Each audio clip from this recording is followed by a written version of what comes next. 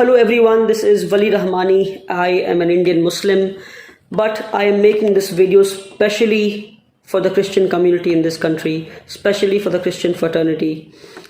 I have my diary in my hand and I've just quickly noted down few headlines from the newspaper.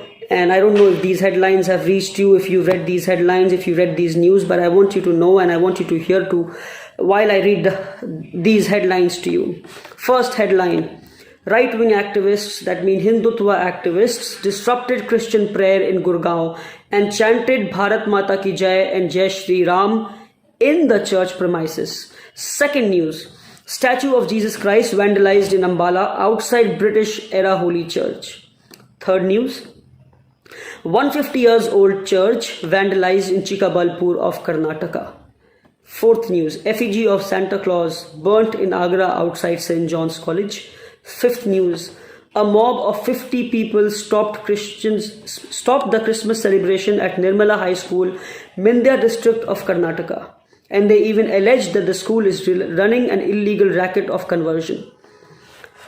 Sixth news: Christmas celebration disrupted by a group of people in Silchar, Assam. Seventh news: application for FCRA renewal rejected for Missionaries of Charity. FCRA is a certificate to receive the foreign funds, and Missionaries of Charity was founded by Mother Teresa. All of us know it. If they don't receive funds from outside, how are they going to serve? And they don't serve looking at Christians, they just serve.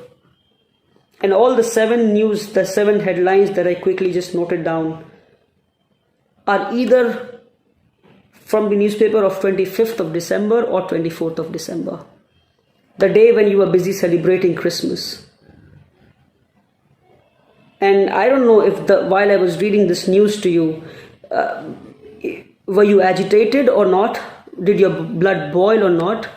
But being from a Muslim community, my blood boils.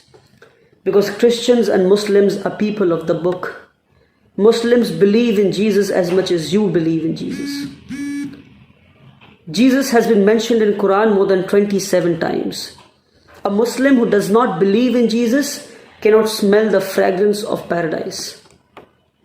Believe me on that.